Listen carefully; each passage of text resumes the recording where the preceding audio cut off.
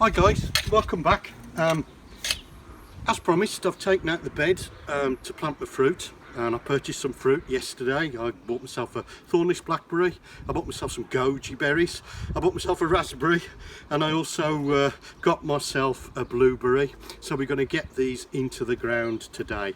Now, what also turned up yesterday was my online order of organic matter, and this is rich, really well rotted manure that I'm popping into the ground here.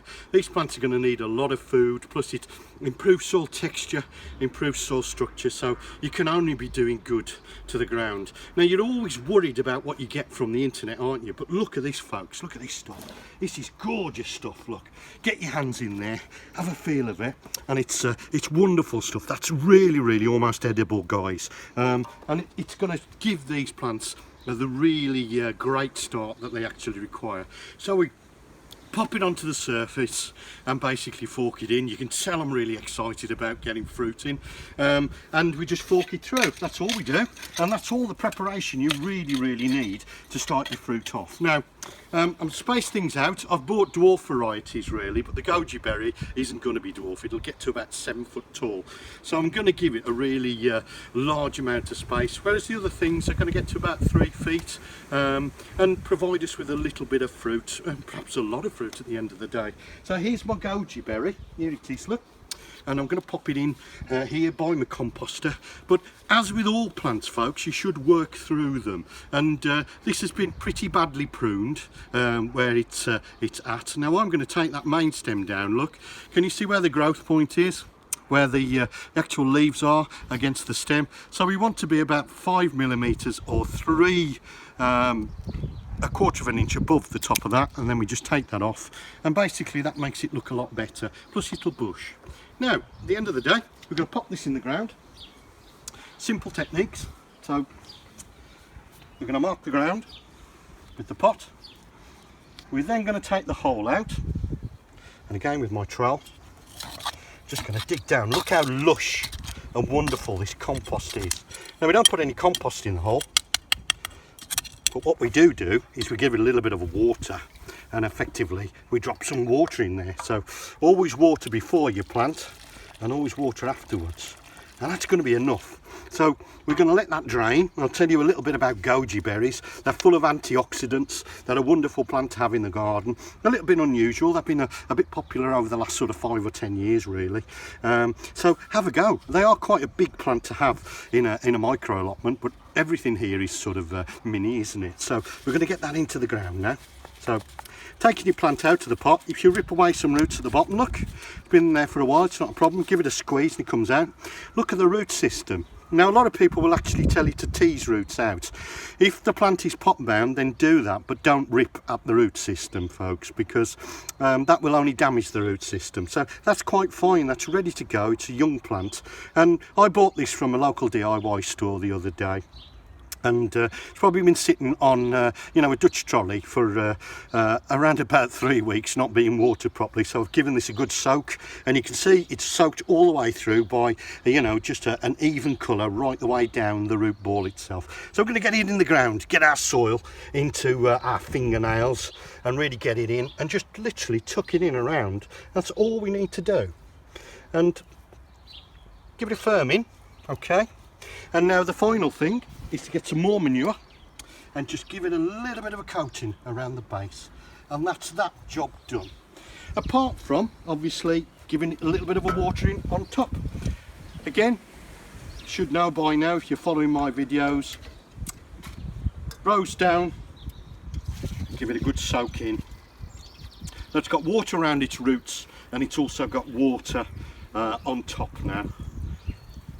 And obviously we'll do the same with the other fruit that we've actually got. Now, my very special present to myself, cost me all of £2.50, is my blueberry. And I'm going to put my blueberry into a pot. So we're going to walk over now, and we're going to have a look at potting up my little blueberry.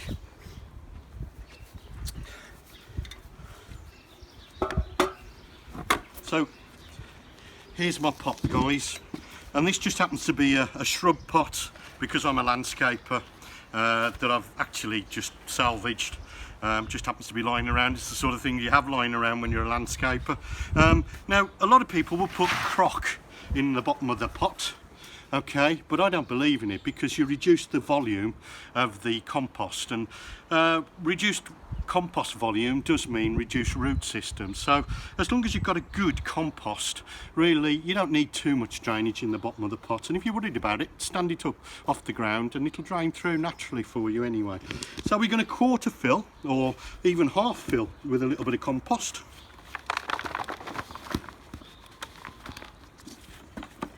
And remember, with this you're checking all the time, because you just want your blueberry, which by the way folks, it's just starting to flower. Look, got little flowers on it, so it's already happy being in my garden. And we're just bringing it up with the compost.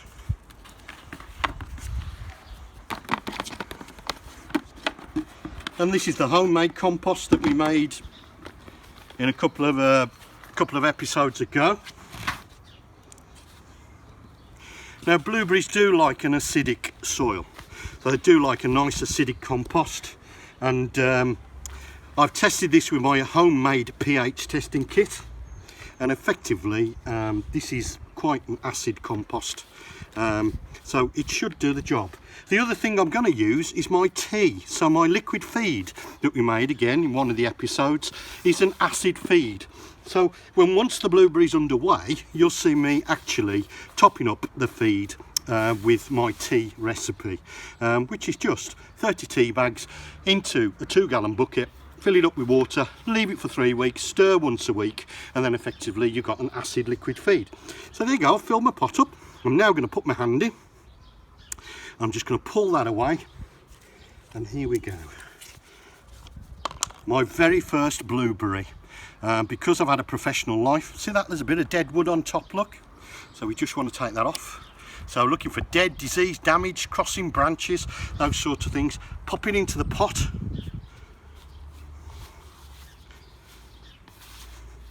This compost is quite damp because when we made it the other day, it was well watered in. So we don't really need to soak into the planting space. But I am going to give it a little bit of water on top.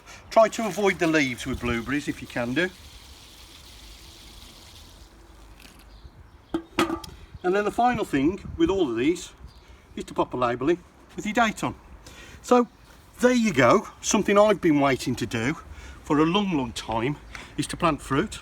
I've got my fruit in along the back, or will do in the next couple of moments.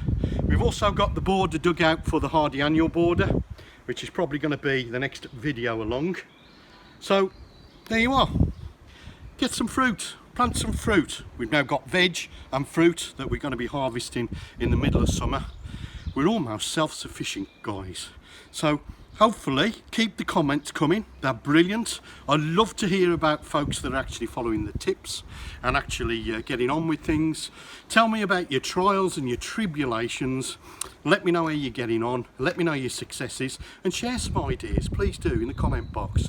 Do subscribe, click the little bell in the corner so it lets you know when I post a new video. But most of all, keep going, keep gardening. Lockdown's not going to be here forever and a day.